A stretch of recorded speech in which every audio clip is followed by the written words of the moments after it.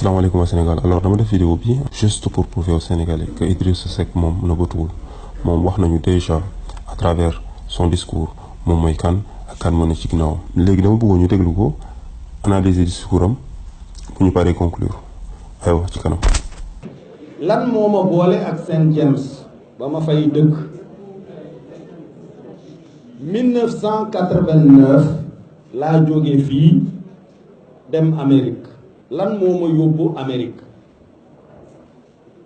James Baker bi nekkoon ministre des finances aux États-Unis moo ñëw fii banque centrale u Ndakaaru ambassadeur Lennon Walker bi fi nekkoon ambassadeur u États-Unis di sama xarit invité ko di ko ganale invité ma ca ngan nga bi mu ma koy présenté mu ne ko xale bi daal ku doy waar la moo nekkoon directeur u campagne chefu opposition bi Ablaye Wade wante gañewul James Baker di kaf ak man ne ma maybe you should become a tiger so that next time you win as I did for George Bush puisqu'il était lui directeur de campagne de Bush et il a gagné mu ne ma dangaa war a nekk tigre maanaam nu ñu koy tuddee tigre segg gu ñaw ngoo xam ni beneen yoon dana tax nga man ma defe ni tigru Afrique yi lay wax ndeke tigre mooy symbole mooy baaxu université ba mu jànge moom muy université Princeton ba mu ñibbee États-Unis ñu teg ci ay fan mu bind bataaxal ambassadeur bi ne ko kooku nga ma présenté woon daal bu ma sañoon vraiment ñu góorgóorlu mu dem jàngiwaat Princeton parce que jàpp naa ne daal am na potentiel te am na benn programme ci Princeton boo xam ne benn borom alal bu méttee métti bu bari xaalis ay milliards de dollars moom la am moo may université bi xaalis ne ko léegi at mi dama bëgg nga seetal ma ci àddina bi pays yi nga xam ni dañuy développé boole ci Inde ak Chine ak Amérique latine ak Afrique nga tànnal ma ci juróom benn nit yoo xam ni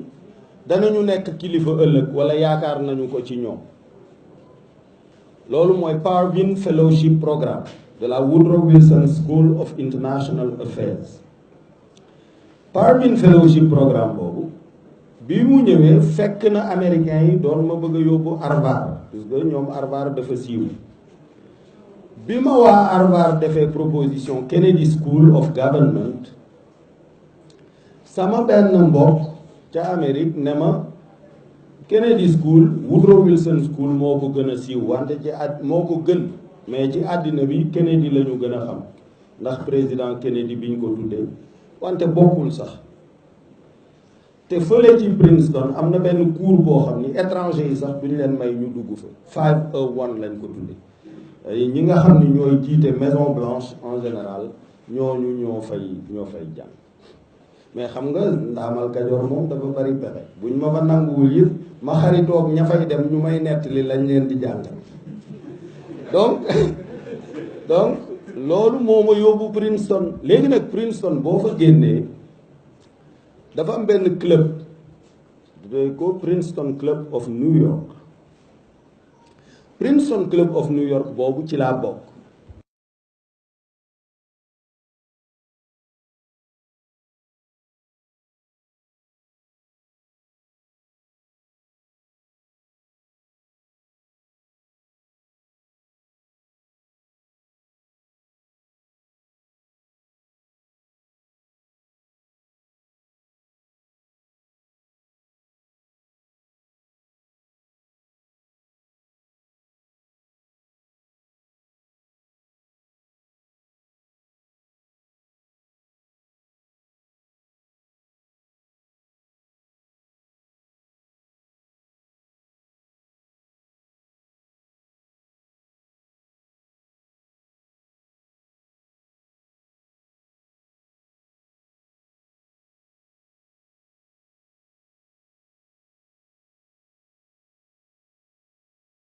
man maay le candidat GS graduate student 006 donc loolu moo ma boole ci club boobu nga xam ni ña fa nekk ñoo jiite banque yi Wall Street yeeg ay général ak ay yu kenn xamul ñoo fa nekk club boobu nag dafa am ay mbokk yu ñuy tuddee ay sister clubs dans le monde pour que booy tukki fenn fi mu ne nii bu ma demee Washington maa ngi dëkk US Army and Navy Club.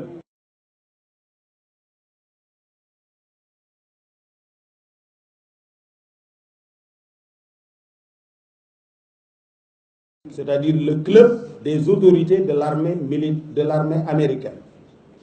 ñoom fa laay dëkk puisque seen club xaritu wala mbokku club bu Princeton bu ma demee Paris Saint James Club laay dëkk.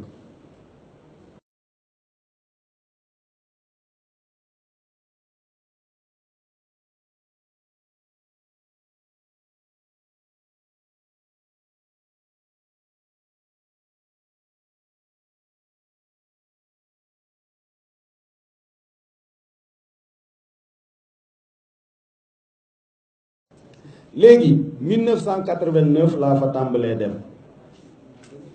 mais foofu 16e arrondissement c'est-à-dire quartier bi gën a bakkane ci Tugal fa la nekk club bi nga xamee ni dem naa ba samay tànk gën a bari France que ni mu baree woon États-Unis ndax liggéey bi xaw a soppeeku ñoom waa Amérique di ñëw di ma fekk ci France ñu ne ma léegi au lieu chaque fois ngay yónnee lettre Princeton Club de New York ñu lay defal lettre ngay dem Saint James Club pour ñu dëkkal la léegi nekkal foofu membre pour nga nekk membre da ngay fay 1700 € par an 1700 € par an 1700 € yooyu lan la may indil sama courrier ci àddina bi ci Paris bu egsee Paris foofa lay dem ñoo ma koy dencal sama bureau la bu ma soxlaa dara c'est-à-dire à 4 heures du matin ndey penda ne ma damaa nam pay laa damay bës bouton rek wax concierge bi du nelaw de 24 heures sur 24 ne ko indil ma pay laa dans une demi-heure ndax sama desitu guddi mën a neex donc dama koy bés bu doon wax ko rek fu pay laa nekk ci Paris dana ko jëli indil ma ensuite dañ may jox parking ci biir Paris ci 16e arrondissement gratuitement ensuite lu ma soxla ci liggéey bi par exemple contrat bii nga xam ni bi ma koy liggéey foofu laa nekk bu ma tàppee dara ñoom ñoo koy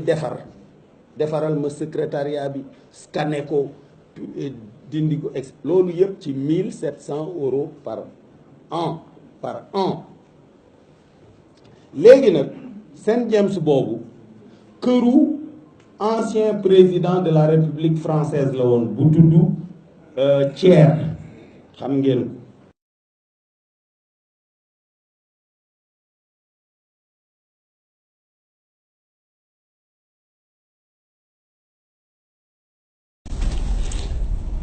Pour conclure, je commencerai par dire que Idrissa Seck est un traître. Pourquoi ma ne c'est un traître?